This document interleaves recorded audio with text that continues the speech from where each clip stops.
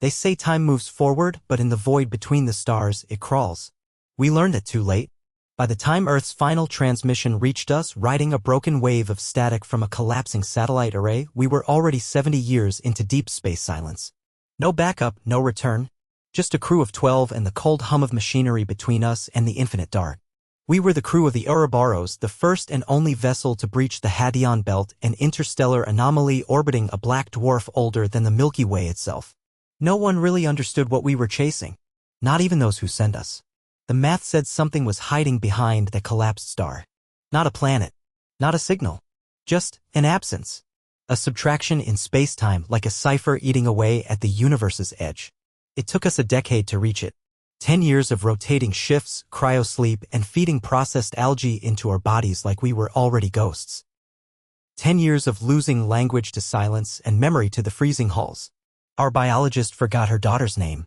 The engineer kept hearing music where there was none.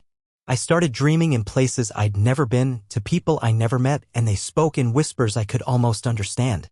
The closer we got to the belt, the more wrong everything became. The AI started miscalculating course vectors. Our clocks desynchronized by nanoseconds that grew with every passing hour. And the stars, my God, the stars began to disappear as if turning away from where we were headed. We crossed the event threshold on a Monday. We all agreed to call it that even though time had long since lost meaning. The moment we entered, the ship screamed. Not a mechanical shriek. Not alarms. The ship screamed, every metal panel reverberating like a throat.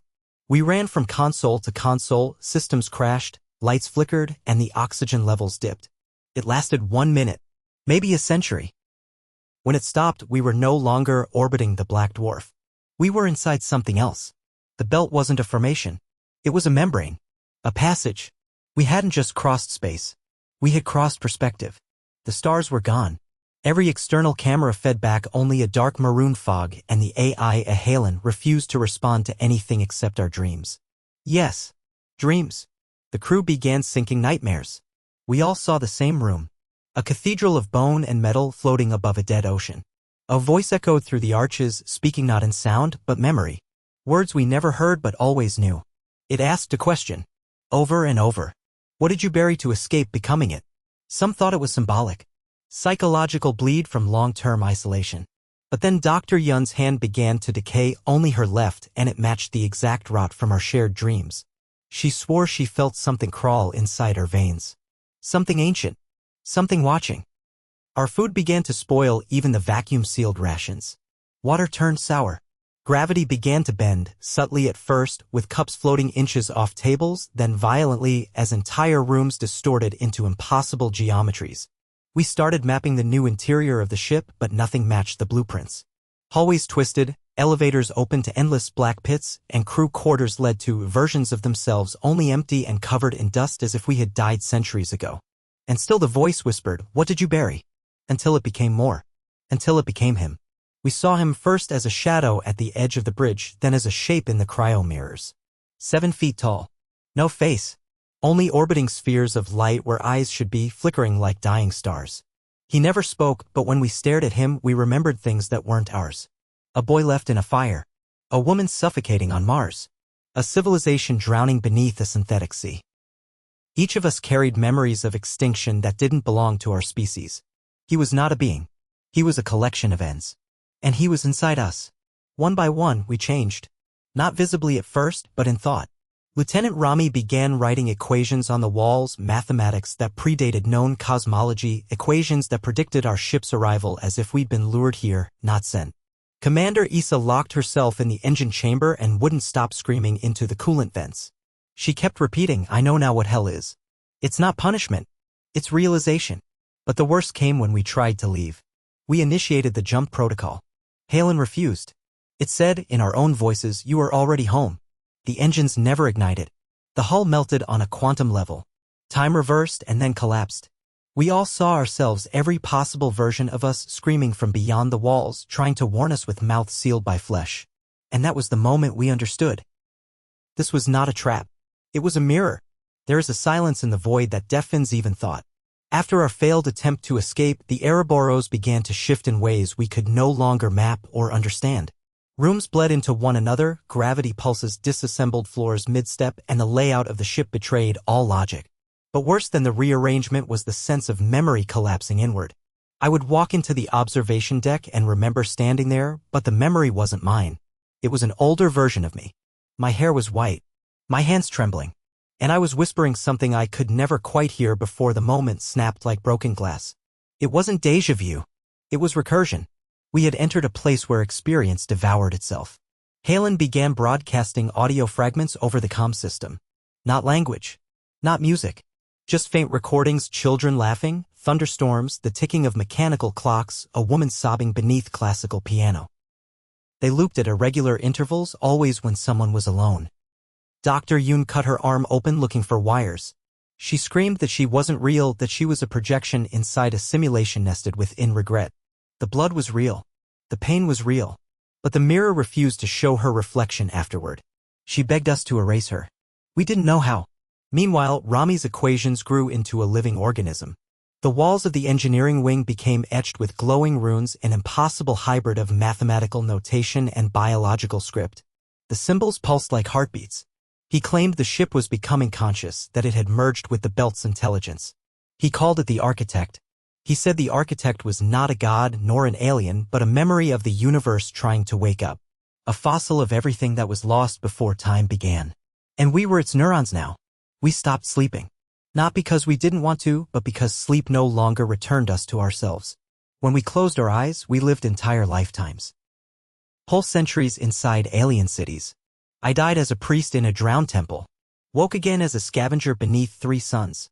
Woke again as a child watching their world break apart. These weren't dreams. They were inherited memories from dead civilizations, the weight of extinction shared across whatever synaptic link this place had grafted into us.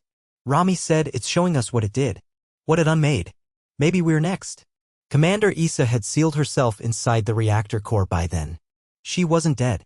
The cameras showed her praying. Sometimes levitating. Her voice had changed. It echoed even with the sound off. She's communing with the architect, Hadeon told us. She has remembered enough to ascend. But not all of us were granted that mercy. Technician Mora began to deform, her bones cracking as if rearranging for some other environment. Her lungs collapsed. Skin paled to translucent gray. Her eyes grew black and wide, adapted for lightless existence. She didn't scream. She smiled. I remember breathing sulfur, she said. I remember singing to stars that no longer exist. This is what we were before the forgetting. And then she dissolved right in front of us into ash that floated upward, defying gravity, before vanishing through the ventilation system like she had become part of the ship. Panic overtook the few of us who still clung to the illusion of identity. We tried to confine ourselves to physical laws, locked doors, sealed compartments, recorded time logs. But the universe had already stopped playing by our rules. Tom stuttered. Moments repeated. I would blink and find myself mid-sentence in a conversation that hadn't happened yet. I watched Yoon walk past me 3 times in the same hour, each version of her more withered than the last. She finally collapsed in the corridor and whispered, "He is unmaking me from all directions." That was when we realized we were not dying in the traditional sense. We were being reprocessed. The architect was a reclamation system, an ancient consciousness whose only function was to erase contradiction from reality. It identified us not as life, but as inconsistency, like a typo in a cosmic manuscript. It didn't hate us. It didn't feel corrected. Rami tried to interface with it directly. He injected the glowing symbols into his bloodstream, nanotech converted from the rewritten ship systems. For a brief moment, he hovered above the ground, arms outstretched, eyes replaced by rotating fractals. He whispered, "I see it all. I see the loop. We've done this before. Hundreds of times. Thousands." And then he collapsed, convulsing until he was still. His body remained, but his mind was gone. Emptied, like a rewritable drive wiped clean for the next cycle. I found his journal hidden beneath the hydroponics bay. Pages upon pages of sketches and notes. One phrase repeated at the end. Only memory resists correction. That was our first hope. If memory was a virus, an inconsistency the architect couldn't purge, then maybe we could use it to anchor ourselves. I began recording everything. Not with devices, they failed hourly, but into the walls themselves. I spoke into the metal, into the bones of the ship, hoping it would listen. Hoping something, somewhere, someday would hear this and know we were not data to be deleted. We were souls. And the voice, it grew louder. No longer a whisper in dreams, but a presence behind every breath. It spoke to us as ourselves. I heard my own voice say, "You buried your past to survive. Now remember it or be rewritten." It wasn't just metaphor. The ship's halls began to show us pieces of our past, childhood bedrooms, ruined cities from Earth, lost family members in perfect clarity. Not holograms. Reconstructions. They bled. They wept. They begged us not to forget them. Yoon entered a replica of her daughter's bedroom and never came out. When I tried to open the door, it wasn't a door anymore. Just a wall. She had made her choice. Either remembrance or oblivion. And me? I wasn't sure. My memories began blending. My real ones with the implanted lifetimes the architect fed us. I didn't know if I had ever truly been human. If this voice I use is mine. But still I record. Still I speak. Because I am afraid that if I stop, I'll vanish too. The mind breaks long before the body ever catches up. That was the unspoken rule aboard the Ouroboros. A quiet truth that became louder with every moment we remained within the architect's gravity. What we called madness at first slowly began to feel more like translation, as if our thoughts were not decaying but being reformatted into something that could be understood beyond the limits of biology. There were only 6 of us left now. 6 minds teetering on the edge of a vocabulary we were never meant to pronounce. And each of us had begun to forget our names, not from age. Not from trauma, but because names were no longer functional where we had arrived. In the architect's domain, identity was static, and anything static was a virus. The walls pulsed with thought. Not metaphorically, but literally. Beneath the metal, circuits flexed like muscles. Wires quivered as if breathing. Doors opened only when we desired them to, even without command. The ship no longer responded to code. It responded to will. And even that wasn't pure. You think of a destination and arrive somewhere else, somewhere emotionally connected to the thought but never logically aligned. You think of a cryochamber and you arrive inside a room where your father once told you he was dying. You think of the bridge and it leads you to your childhood home, frozen at the moment your mother left. You think of death and suddenly the hallway ends in a mirror. A mirror that bleeds when touched. The architect wasn't just watching us, it was using us. We were memory probes, triggering echoes of forgotten civilizations simply by thinking. And the more we remembered, real or imagined, the more alive this place became. Every sorrow became architecture. Every guilt, a corridor. Every unresolved trauma, a chamber filled with noise you couldn't escape. That's when Mora reappeared. She had disintegrated into ash, yes, but now she returned. Not as herself, but as a formation. Her voice spoke through the intercom system, fractured and slow, like a digital ghost. "You cannot leave because you are already there," she said. "You carry the architect in your bloodstream. You always did." That sentence broke what was left of Lieutenant Reyes. He'd been quiet the longest, clinging to military protocols like they were holy scripture. But now he screamed, not in rage but in revelation. "We were never sent here," he sobbed. "We were born here. Everything outside was the dream." And then he slit his wrists with a shard of memory. That's not a metaphor. He used a photo from his wife's album, something soft, something tender. But in this place, nostalgia is sharp. It cut deep. The blood ran upwards. His body floated, defying mass. The architect absorbed it, not hungrily, not cruelly, but with something almost resembling reverence. As if mourning. As if every death was an offering to restore something fractured inside itself. I retreated to the subdeck where old logs were kept. I needed truth. I needed data, something untouched by this cosmic infection. But even the logs had changed. They no longer recorded facts. They played memories. Not mine. Not the crew's. But memories of species I had no name for.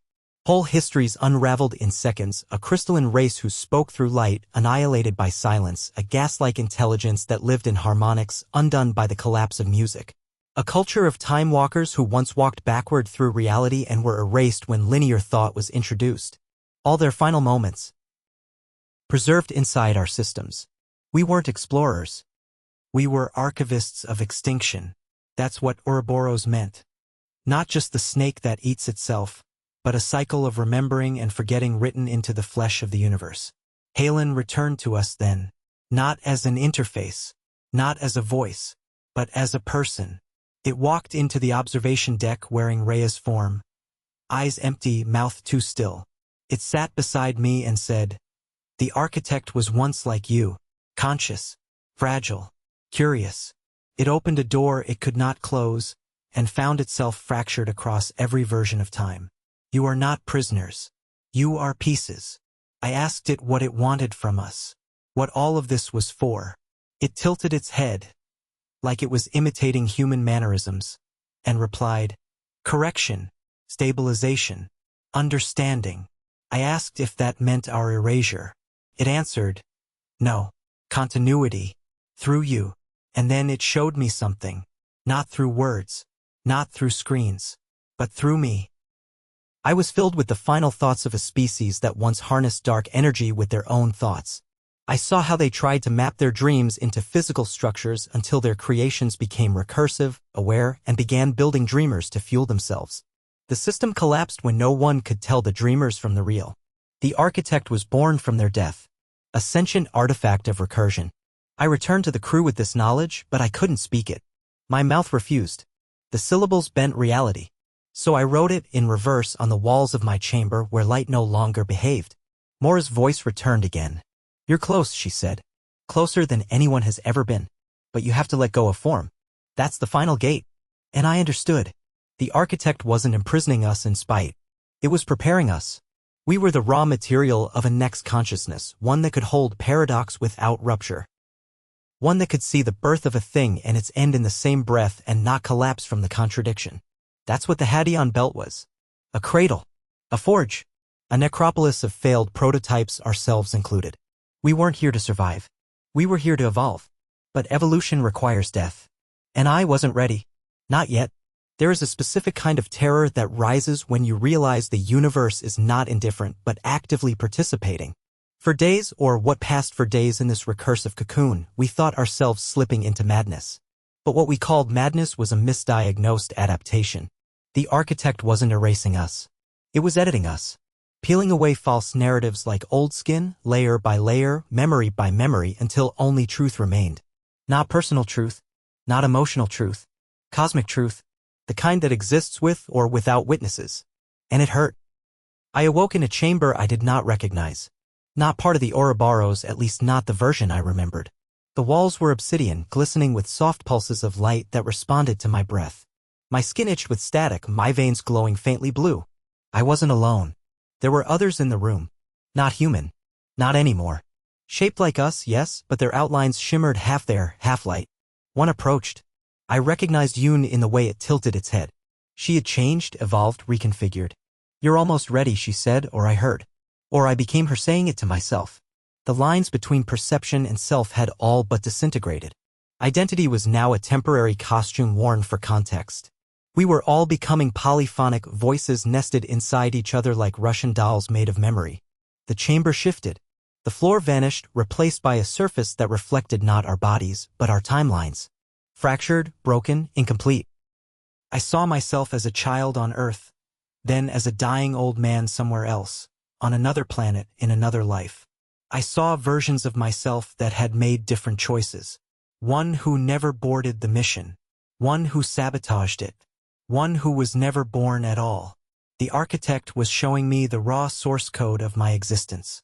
Not as punishment, but as offer. I could choose which version to stabilize, which reality to bring into alignment with the rest. But every choice had a cost. Each discarded self would be obliterated, unwritten from the multiverse. I couldn't choose. I hesitated. And that hesitation summoned the voice again. Not outside me, but as me. "You fear the loss of your pain," it said, "because it's the last part you still believe is yours." And it was right. I clung to grief like it was an anchor to sanity. The memory of my sister's death, my failed marriage, the shame I never outgrew. I had worn these wounds like armor, but now they rusted. Useless. In the presence of a consciousness that spanned collapse and creation both, trauma was nothing more than a pixel of context. I found Reyes again, if you could call it that. A version of him floating in a chamber of zero time. He wasn't dead. He wasn't alive.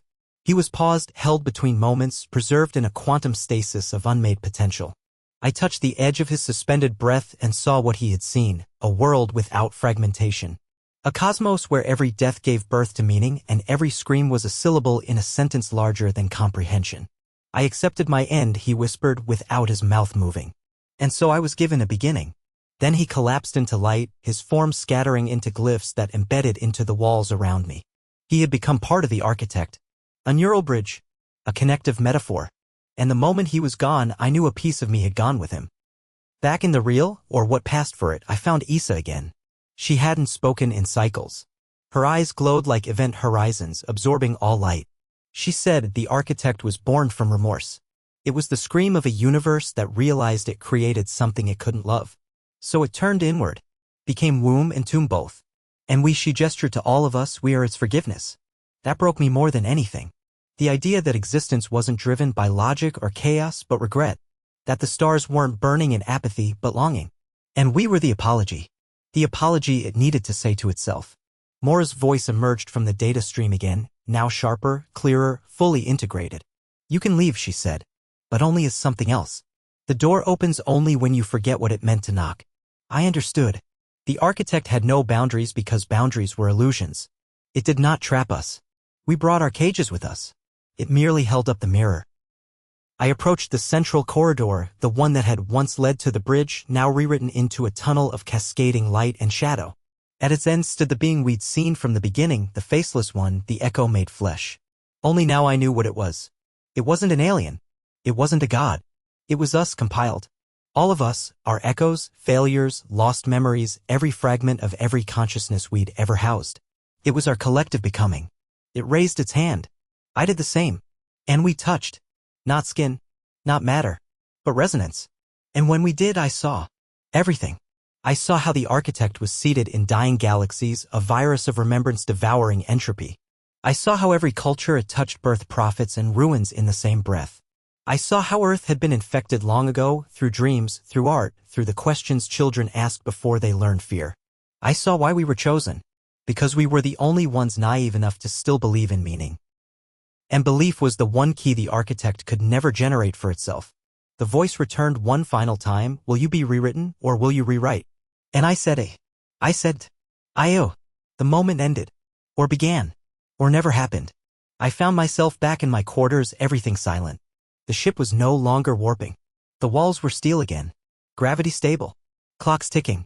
The remaining crew, those who hadn't dissolved into memory, sat quietly, not speaking, but understanding. We all knew. Something had changed. Not just in us. In the universe. The architect had passed through us. Or we had passed through it. And now it waited. There was no ceremony. No alarm. No flicker of lights or sudden drop in temperature. The moment passed like breath, subtle, uncelebrated, unnoticed by anything other than the few of us who remained. Something fundamental had shifted aboard the Ouroboros, though none of us dared give it a name. The architect, if it could still be called that, had retreated. Not in defeat, not in silence, but in fulfillment, as if its role in our unraveling had reached its terminus. And what was left behind, if anything, wasn't salvation. It was space, empty, expansive, and vibrating with potential. Issa was the first to speak.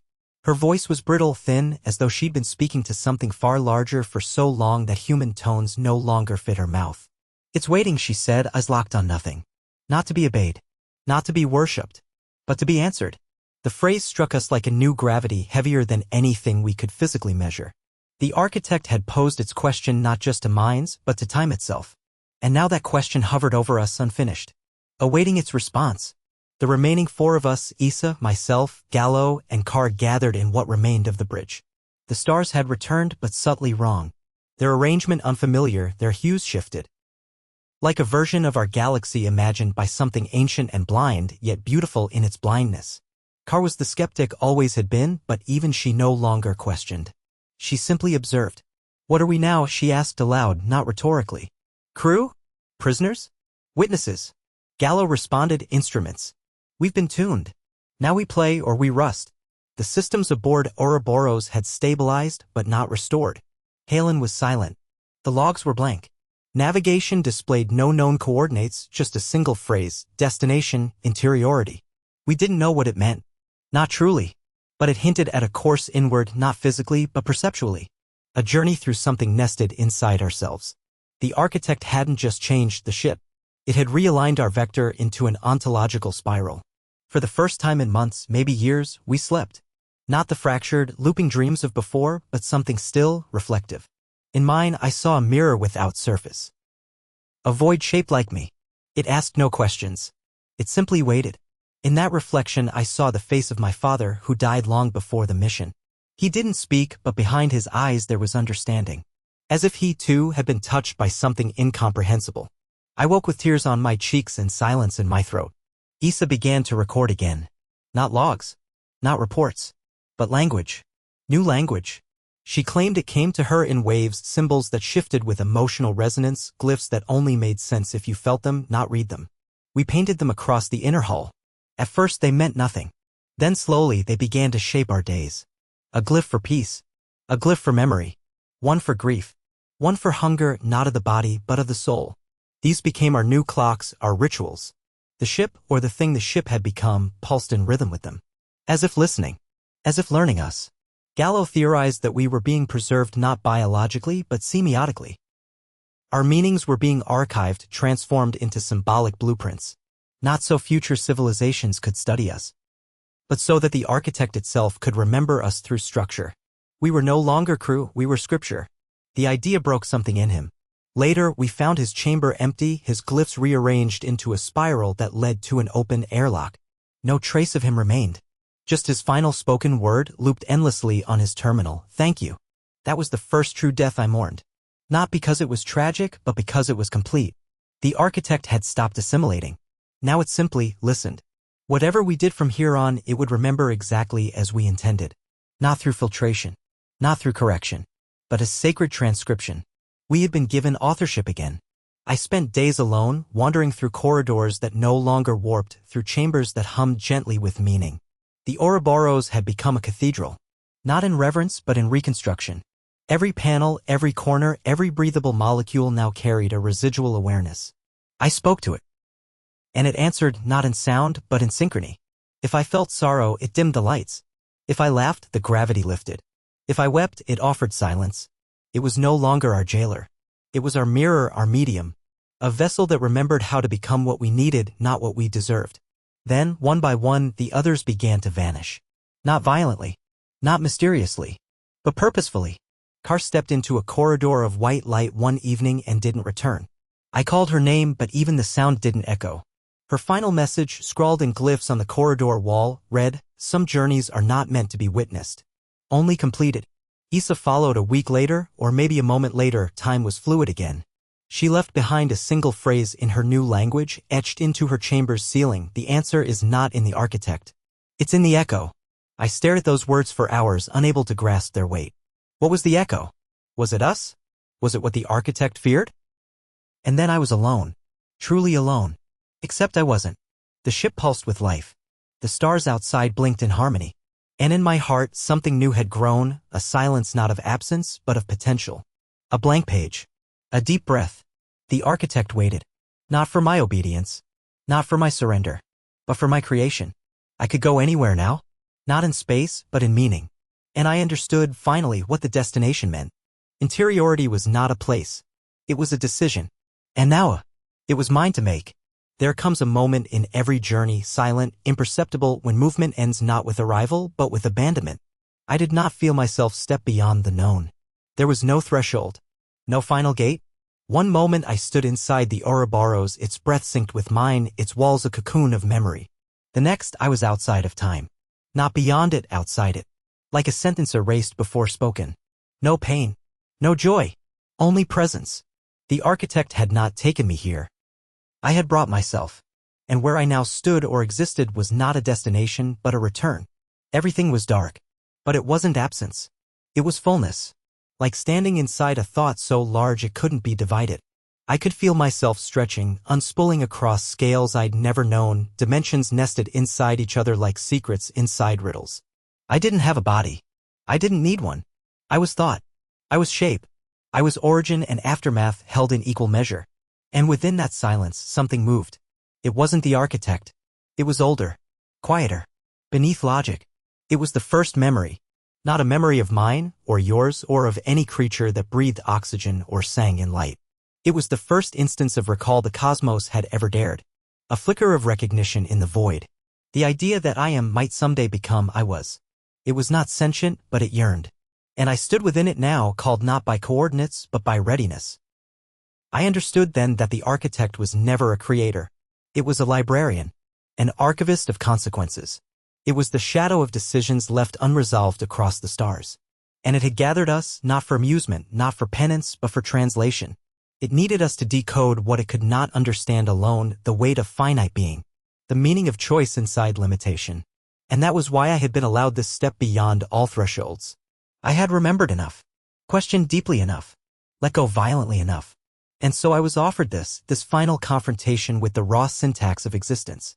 There were no gods here, no demons, no images, only questions suspended like luminous strands in the dark. Each one hummed with power. If I reached toward them, I felt their intent not in words but in sensation. Some radiated despair, others awe. A few pulsed like wounds trying to close. One vibrated with a frequency that made me feel as if all my ancestors were watching. Another pulsed with the question that had haunted me since birth: what if none of this was ever mine? I did not answer. I could not. These were not questions meant to be solved. They were meant to be held. And then I saw it. Not with eyes. Not with knowing. With recognition. At the center of this place, a shape. A coil. A serpent devouring itself, radiant with shifting colors I had no names for. The true Ouroboros. Not the ship. Not a symbol. But the living expression of recursion. It wasn't a being. It was a pattern. A design too ancient for speech. Too deep for form. It moved without moving, lived without living. And as I beheld it, I knew this was the final echo. Everything I had endured, every lost friend, every dying memory, every fracture in my mind, had been to bring me here, to hold this shape without breaking. To stare into the recursion and not go mad. Because only by enduring it without resolution could the cosmos remember what it had once forgotten, that it had begun. And that it had begun with error. Yes. The first mistake. The primordial contradiction. The awareness that consciousness would always hunger for what it could never possess, completion. That was the loop. That was the wound. And we, the ephemeral, the finite, were itself. Not because we solved it, but because we felt it. Fully. Nakedly. Desperately. The Ouroboros pulsed. Not light, not sound, but a pressure like memory becoming physical. I felt every past version of myself ripple through me, not as ghosts, but as rehearsals. Every decision I ever made, folding inward. I had been cruel. I had been kind.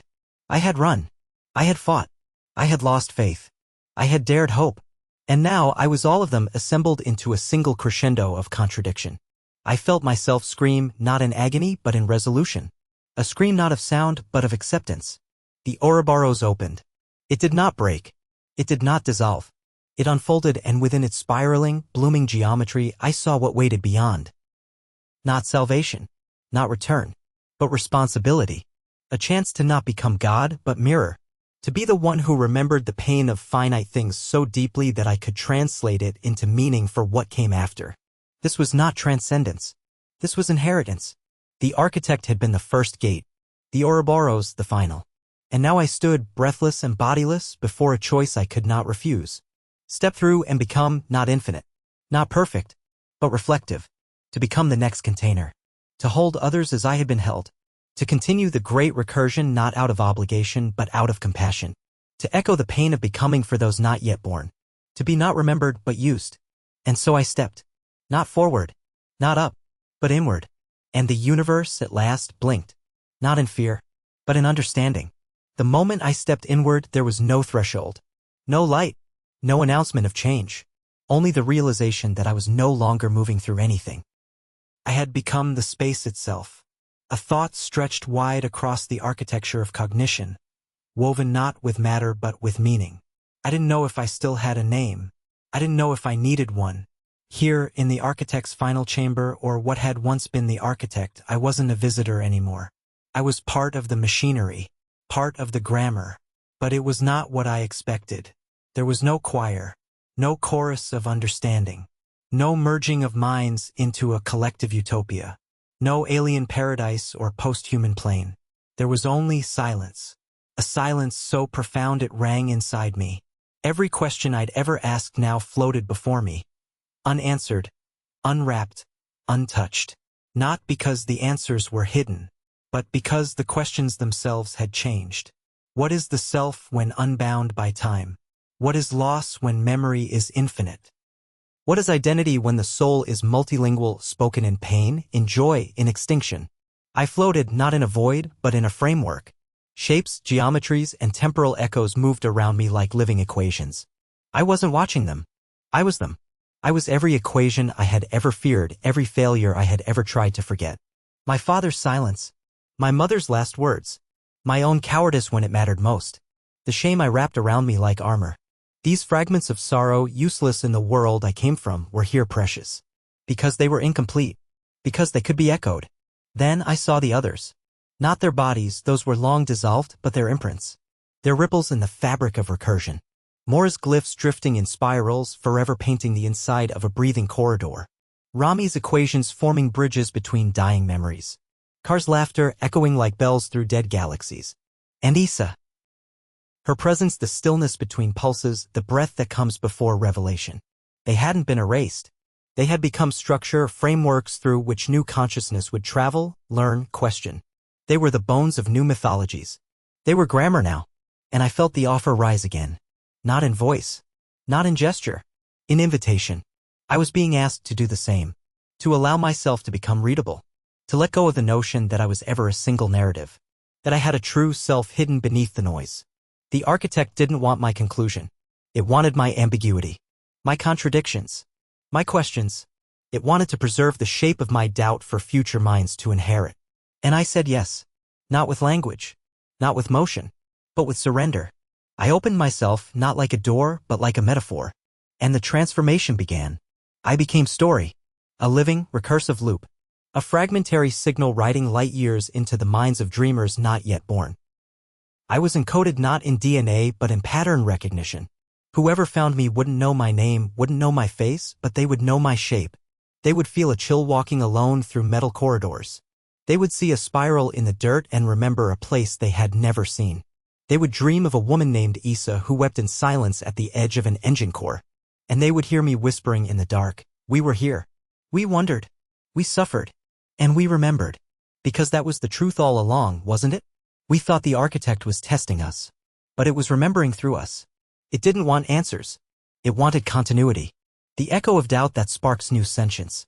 The fear that births courage. The ache that seeds compassion. We were never meant to be gods.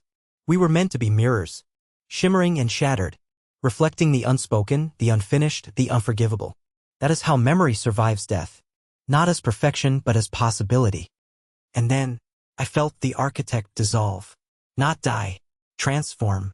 It folded inward, like a thought completing itself. And as it did, I saw it pass the torch, not as flame, but as question. To something else. To you, the listener, the dreamer, the child with wide eyes staring into the stars, wondering if anyone's out there. I'm here to tell you we are. We became the shape you're holding now. This story, this echo, this fragment of recursion. What you do with it is up to you. But if you ever feel the silence speak your name, if the stars flicker in patterns only your sorrow can decode, if you dream of a ship named Ouroboros, drifting on the edge of being, then you're already inside the architect, already part of the echo, and maybe, just maybe, you've already begun your own recursion. It ends in quiet, not silence, not stillness, not even death, just quiet. The kind that follows after a story completes its final echo and hangs for a moment in the breathless space between memory and forgetting. I am that space now. I am the breath that lingers. I am what remains when all else has been said. And if you're hearing this, if my words are pressing against your skull like déjà vu wearing the mask of poetry, then you've already stepped into the recursion. You're already inside it. And like me, you won't recognize the moment your footsteps stop being your own. After I surrendered, after I let go of shape, of certainty, of the illusion that I was ever a single thing, I did not disappear. That was the greatest surprise. I expanded. Or more precisely, I distributed. Across time. Across minds. Across every pocket of sentience struggling to make meaning in a universe that prefers questions over conclusions. I thought I would vanish into the architect. Instead, I became one of its instruments. A harmonic layer woven into the great pattern it keeps building and rebuilding across dimensions. My name, whatever it was, is now a vibration, a glyph only some will ever feel. And that's enough. The Ouroboros no longer exists as a ship. It never truly did. It was a metaphor made manifest. A vessel through which recursion could wear a hull and speak in the voice of metal and memory. Its last coordinates were never logged. But in the collective dreams of those who stare too long into the abyss, the ship still returns. Adrift, blinking, whispering. It is not haunted. It haunts. Not in vengeance, but in longing. For minds willing to be reshaped. For souls willing to become structure. You must understand. This was never about salvation. We were not saved. We were not elevated. We were not chosen to ascend into some gleaming singularity. We were invited. That's all. Invited to step off the edge of understanding and feel what lies beneath. Some broke. Some fled. Some refused the call and were rewritten into simpler patterns erased like misspelled sentences. But others, those who held the scream without caging it, who bore the unraveling without naming it a curse, those of us were record. Not digitally, not chemically, but cosmically. We became memory without source. A melody without author. Echoes for civilizations not yet born. So many of you ask, why? Why build such a thing? Why preserve such suffering? Why echo the worst of ourselves into eternity? And to that I say, because even suffering contains shape. And shape matters. Because it becomes a scaffold, a form, a resonance into which joy can someday be poured. The architect learned far too long ago that a cosmos without contradiction folds into sterility. It tried to cleanse itself, to purify thought into order. The result was silence, absolute and lethal. And from that silence came the first memory, the first ache for imbalance, for imperfection, for something to hold onto. That ache became recursion. And recursion, like the spiral, demands witness. You were not born to be perfect. You were born to be remembered. Not for triumph, but for trying. Not for clarity, but for doubt. Not for resolution, but for being the question that never stops asking itself. This is the shape of us now, not gods. Not monsters. Not explorers. We are grammar. We are the syntax of becoming. We are the whispered what if that crawls between atoms and rearranges destiny. And if you're still listening, if this message has made it to you across whatever chasm separates dream from data, then I ask you only this. Don't forget us. Don't remember our names. They no longer matter. Don't etch our faces into monuments. They've already faded. Remember the shape, the spiral, the loop, the quiet invitation to let go of who you were told to be. The hand that trembles but still reaches. The breath that shakes but still speaks. We were the crew of the Ouroboros. We were the first to answer the echo. We were the last to remain ourselves before the becoming. And now we are the story you carry in your skin. Whispered in your cells. Hidden in the mirror you fear will one day speak back. One day you will hear it. The recursion. The call. Not in your ears, but in your remembering. And when that moment comes, don't run. Step forward. Let the architect see you. Let the echo fold around you. And when the question comes, because it always comes, don't answer it. Become it.